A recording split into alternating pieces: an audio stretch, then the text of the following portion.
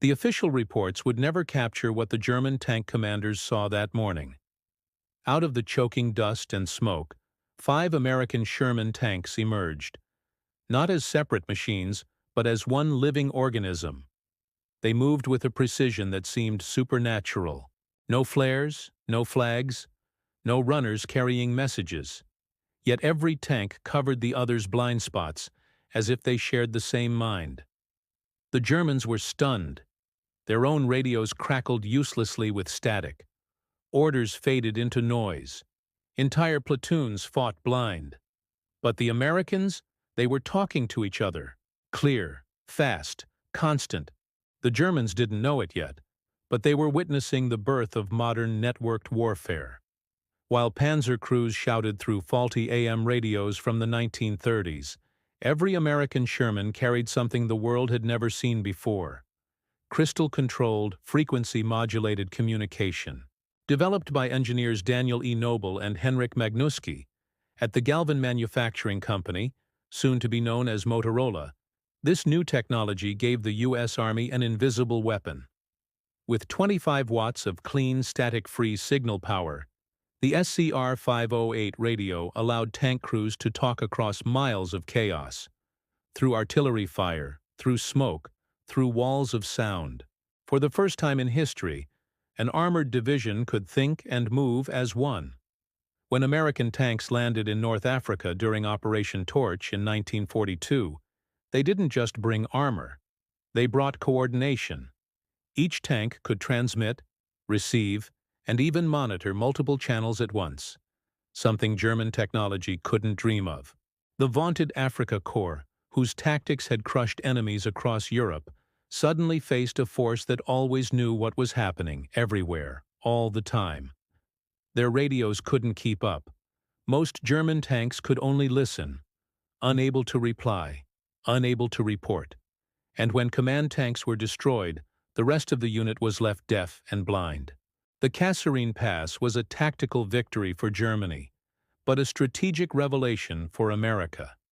The U.S. realized their invisible advantage and doubled down. Motorola's Chicago factory ramped up production to thousands of units per month. By the time of D-Day, every single one of the 49,000 Sherman tanks produced carried advanced FM radios. Not one went to war without it. Across Italy, France, and Germany, American armor fought as a connected force. Tank crews who had never met could instantly coordinate artillery, flank maneuvers, and air support, all with the push of a switch. The Germans had heavier tanks. The Americans had smarter ones. When Allied forces stormed Normandy, Sherman tanks could even call in naval gunfire directly from their radios, something the German command thought impossible. But there was still a flaw. Infantry couldn't talk to tanks. The frequencies didn't match. In Normandy's hedgerows, that cost lives. So American crews improvised. They welded field telephones to the backs of their tanks, crude, simple, effective. By Operation Cobra, tank infantry communication had become seamless. A small idea that saved countless lives. By late 1944, the difference was undeniable. At the Battle of Aracourt, American Shermans faced German Panthers, tanks with thicker armor, longer guns, and better optics. But the Americans had the network. Every tank reported enemy movements in real time. Artillery and airstrikes were coordinated through the same radio web. In 3 weeks, the U.S. 4th Armored Division destroyed 281 German tanks while losing only 41 of their own. A 7.1 kill ratio. Not because of stronger steel, but because of clearer signals. By the final year of the war, communication had become America's greatest force multiplier. When the Remagen Bridge was captured intact in March 1945, radio reports reached headquarters within minutes. Within an hour, entire divisions were rerouting to exploit the opportunity. The German response? Silence. Their landlines were bombed, their radio nets in chaos. Information had become the new weapon of war, and the Americans wielded it perfectly. After the war, analysts confirmed what the battlefield had already shown. German tanks may have had thicker armor, but their communication systems were 5 years behind. The U.S. had achieved what no other nation did. 100% radio-equipped tank fleet, 25-watt FM clarity, 7 to 15-mile range, crystal precision with less than 0.01% drift.